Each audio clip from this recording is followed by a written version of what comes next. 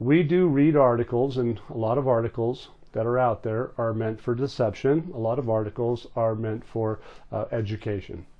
A lot of articles are for guidance. A lot of articles are just merely opinions. You can take in the good, throw out the bad. And that's the hard part about this. So I'd like to wink at a couple of people and say, hey, pay attention to the reports that come out from the largest entities in the world, which is the IMF, the World Bank, the Bank of International Settlements. The warnings from the Bank of International Settlement have been ignored because they have been wrong.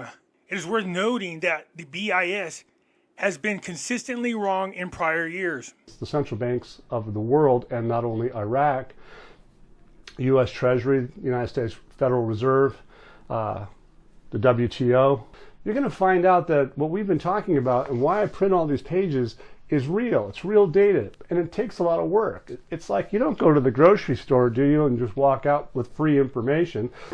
What you just said is one of the most insanely idiotic things I have ever heard. At no point in your rambling, incoherent response were you even close to anything that could be considered a rational thought. Everyone in this room is now dumber for having listened to it.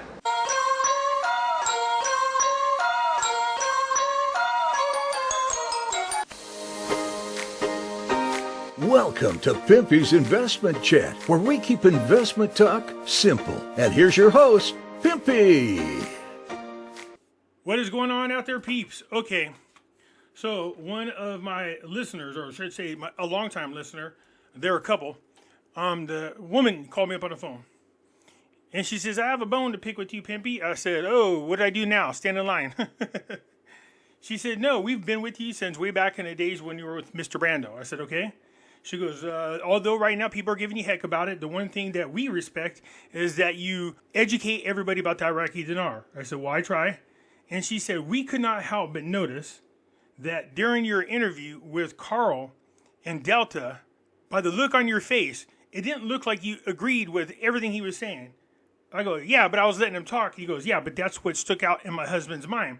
He leaned forward and he said, there's something wrong with Pimpy. And I asked him, why did he say that? He said, because he hasn't said anything. He goes, usually he talks over people, but he's been letting this guy ramble on. But look at his facial expressions. You can see he does not agree. And I was laughing because I went back to watch the video. And I go, oh, yeah, I guess I was kind of wearing my thoughts on my face, so to speak. But she said, hey, you need to be you. If you think what he is saying is wrong, let us know because it's important. And I said, I know. She goes, consistently, you've been very good about educating people. Don't change that. And so I kind of felt like, gosh damn it, she's right. Because even as we were having a conversation, there was a lot of things brought up by Delta that I didn't agree with. But I just let him talk. I didn't want to interrupt him. And yes, I understand that's unusual for me. But I just wanted him to go ahead and talk. But that did not mean I agreed with everything he was saying. So because of that, I want to touch on a couple of things that were brought up. Talk about some things. And one of them was recently, I think it was back in July of 2023, specifically states the project to delete the zeros is still existing. So again, we're moving forward. It says here, the new role of the government banking in foreign, forgive me guys, it says the new role of government banking in financing foreign trade for the private sector is in accordance with approval of the international standards. So Iraq is telling you that they have the private sector in mind. They're doing it in what? In accordance with the approved international standards. Did they have that before? Obviously not. Why would they be talking about it if they did? All right, so think about these things. Plug that into your family and friends and bring them into the Patreon. You can do all those things that I told you about. You can Google it. We have at least a year's worth. My history goes back a lot further than that with other places we won't get into, but the truth is, been around for a while. I've been pretty consistent. I think we all have been consistent. That's why this crew that we have together is so tight, is because we have the experience and we do know what the ins and outs are.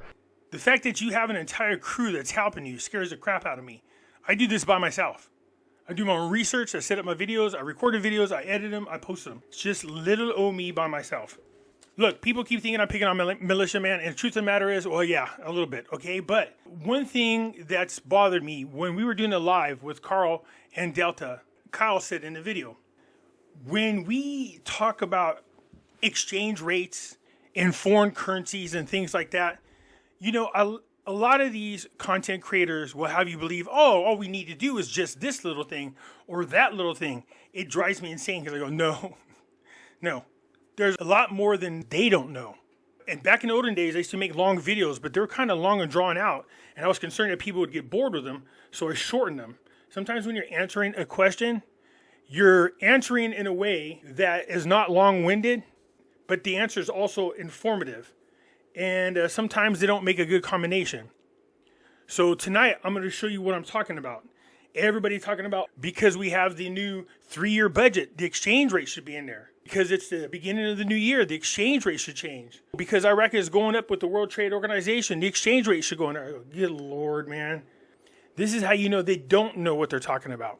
He's got an entire crew with all these years' experience, and he is still not educating people on what these things mean. And today, in this video, I'm going to go over exactly what I'm talking about. So here's me and Carl with Delta. And Delta said some stuff that caught my attention, so let's get into this. So real quick, Delta, you were starting to touch on Article 8 compliance and the 3 zeros. What will the landscape, in you guys' opinion, look like when it's prime for us to revalue? Because I know, Delta, we were talking about how the parallel market and the official exchange rate need to be within 2%. So that gives an indication that the government, the CBI, everybody else, they trying to be within a 2%. This is a must thing. This is the first step in the right directions, right? I've heard so many content creators talk about, according to the IMF, Iraq needs to be within 2% between their parallel rate and their official exchange rate. No, that's not right. So Article 8 of the IMF agreement, which deals with the agreement on the use of SDRs, which are special drawing rights. The provision establishes a system for the allocation of special drawing rights, SDRs, which are artificial units of account used by the IMF to facilitate transactions between member countries. The 2% of par value exchange rate refers to the rate at which SDRs can be converted into currencies of the IMF member countries. Because everybody goes, oh, they need to be Article 8 compliant. Oh, Article 8 compliant. They need to be within 2%. Yeah, the 2% is 2% of the par value exchange rate.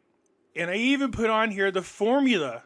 To calculate 2% of the par value exchange rate, you can use the following formula. 2% of par value exchange rate equals par value exchange rate times 2, where par value exchange rate is the nominal of face value of a currency in terms of another country's currency. And it gives you an example here.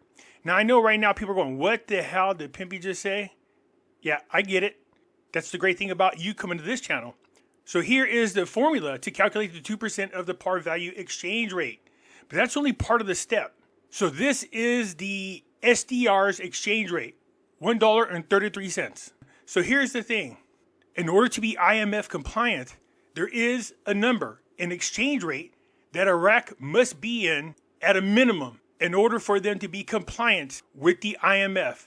To be IMF compliant in terms of exchange rate policies, Iraq needs to meet certain criteria set forth by the IMF. These criteria include transparency in exchange rate management, avoiding currency manipulation, and ensuring that the exchange rate reflects underlying economic fundamentals. Additionally, Iraq should aim to maintain an exchange rate that supports external stability and facilitates international trade and investment. See, they have to be within compliance.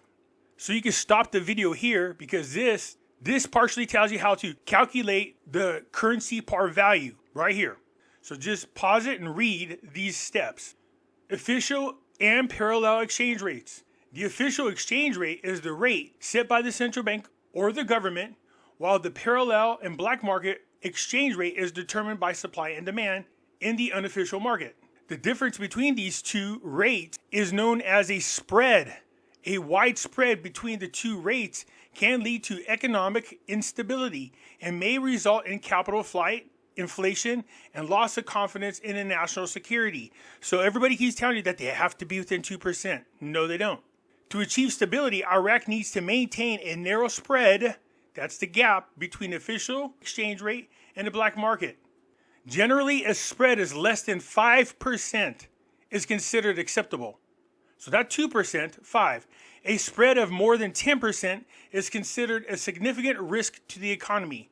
Iraq is going to have to shoot between 5 and 10%. They want to be less than 10. It'd be idealistically if they can get around 5.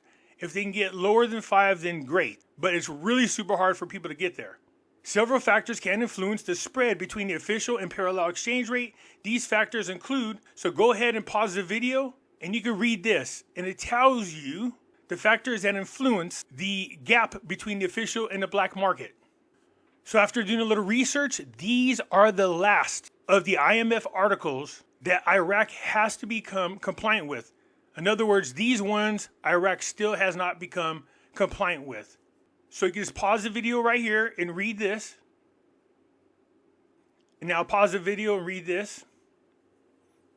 Now I can show you what Iraq's minimum exchange rate needs to be in order for them to be in compliant with the IMF. Take the SDR, 133.6050, minus 2%, because this is the minimum. Then take that 130 minus 2%. Iraq has to be at an exchange rate at a minimum in order to be in compliant with the IMF. At a minimum, they need to be at $1.28. So when I hear people all the time go, no, it's 2% of the parallel and the black market, and they just got to be Article 8 compliant, and I'm like, good Lord, they literally don't know. Pause the video and read all the things that I've shown you. That's how you calculate this particular exchange rate. Let's get back to this genius. They'll adjust and finish the project to delete the zeros. So remember, it's not off the currency, it's off the exchange rate. Good Lord, militia man, seriously? You could literally go on my videos, and I did entire video proving to people what they meant by the deletion of the zeros. Because you're wrong, and I'll show you again tonight, just because nothing wrong with re-educating people.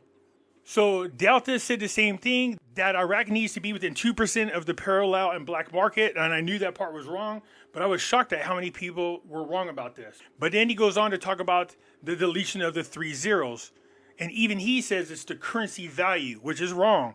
Be careful on how you read things, and be careful on typos, and especially those that go outside the 23, 24, 25 budget, tripartite budget that's in law. But we still have some people out there that keep saying 2026 is because of an article that they're holding their hat on. I think they should go back to the law once again and take a peek at it. Yeah, that's great advice there, militia man. Government advisors announced his entry into force of the 2024 budget.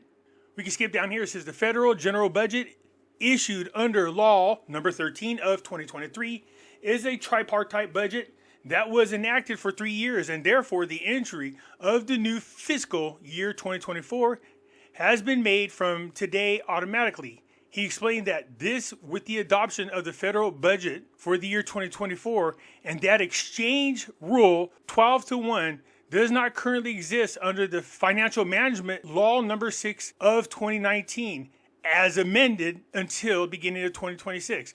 So what did you say about it's the law? This is the law. Law number 6 of 2019. But it was amended. Instead of it happening in 2019, it wasn't going to happen until 2026. So for those of you hanging your hat on the 2026 year as the, then you have reason to feel that way. That rule, exchange 12-1, also depends on the timing of the legislation of the budget for the year. What does this say there, militia man? Do you know how to read? Because you say you read all your articles, but I can tell you don't. You literally don't do the research. What's the aim of raising the economic reality of Iraq at advanced levels?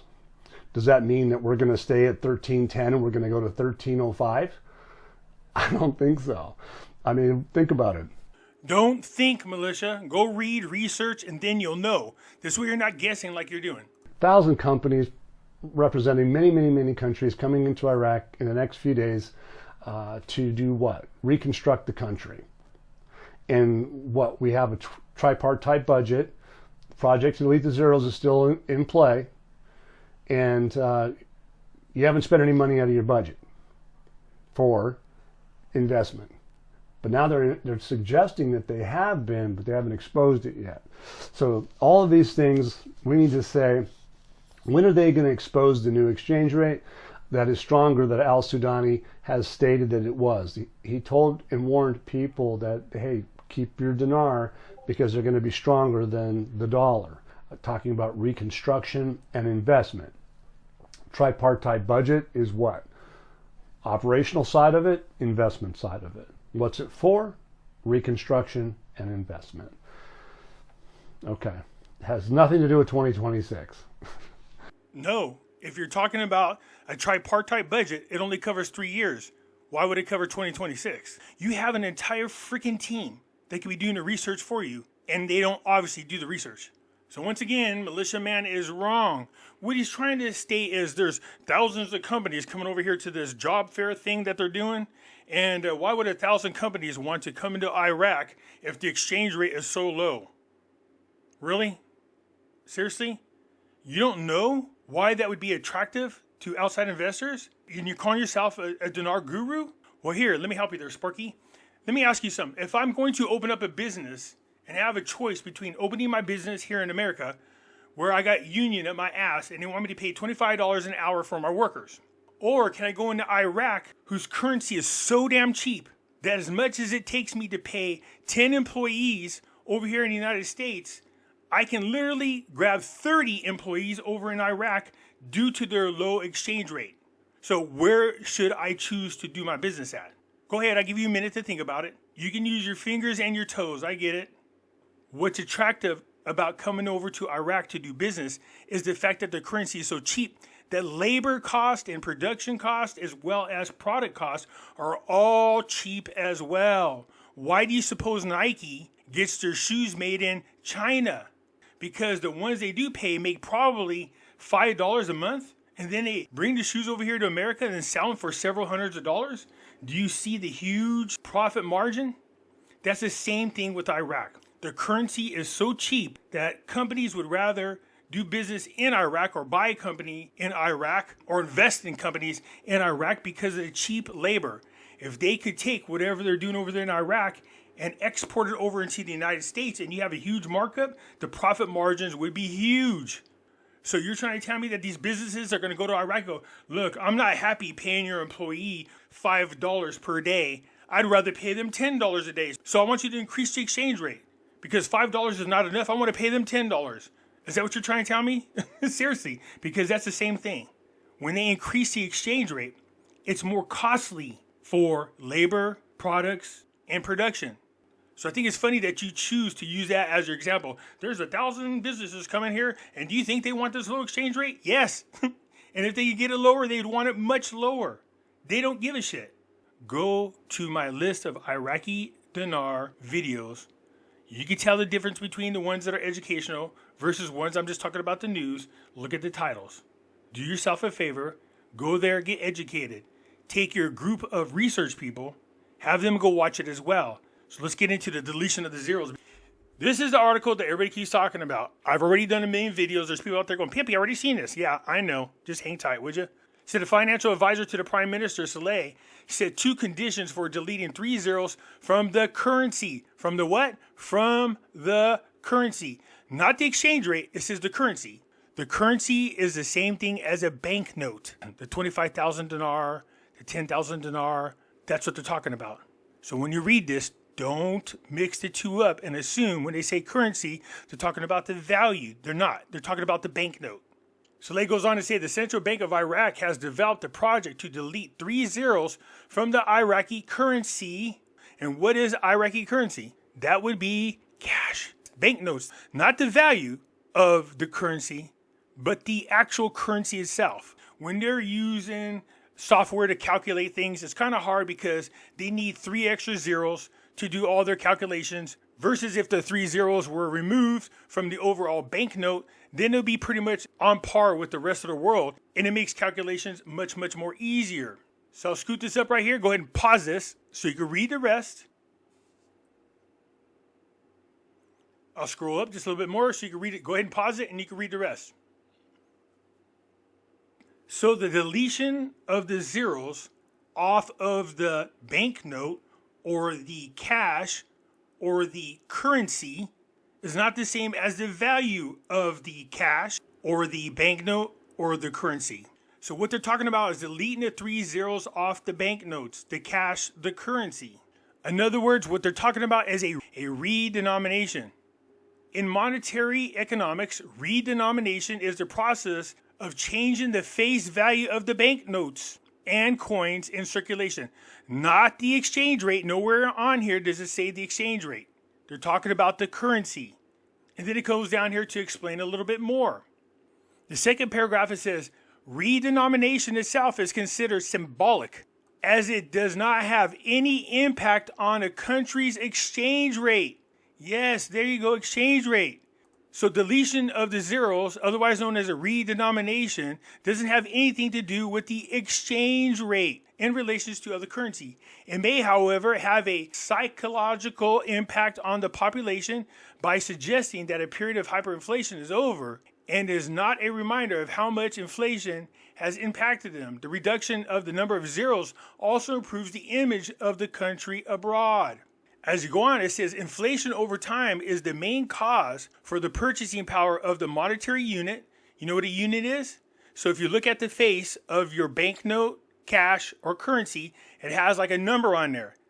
That's how many units per banknote. So if I have a $5 bill, what is that equal to? That's 5 units. But there are a variety of political reasons for the government not reining in inflation or for not redenominating the currency when its value, there you go, there is something talking about the value of the currency, has depreciated significantly.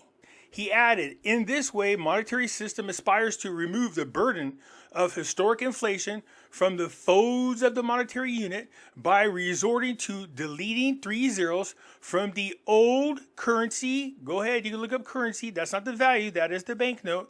To equalize the new currency, again, look it up, cash, banknotes, with lower numbers, but with the same value. What's it say again? With the same value. And what is value when it comes to currencies? That is the exchange rate.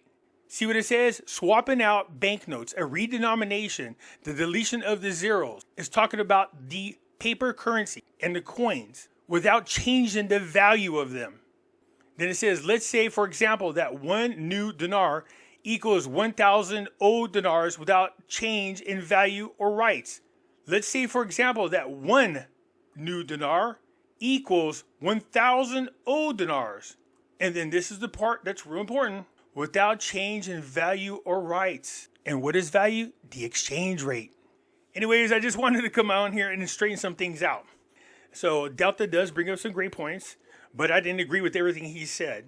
One, I don't agree with the IMF 2% is about the black market versus the official exchange, nor do I agree that the deletion of the zeros is talking about changing the exchange rate, because it's not.